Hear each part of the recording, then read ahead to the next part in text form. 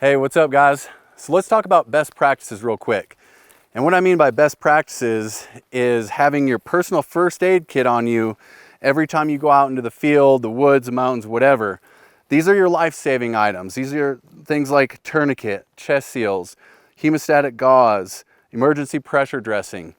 That will keep you alive till you can get to the next echelon of care, basically.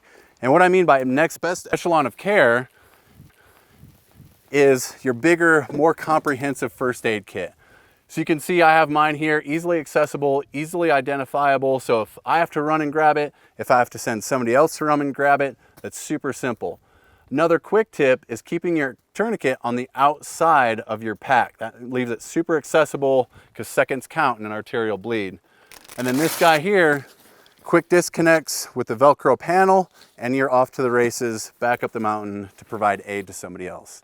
It's that easy, guys. Stay safe, stay alive.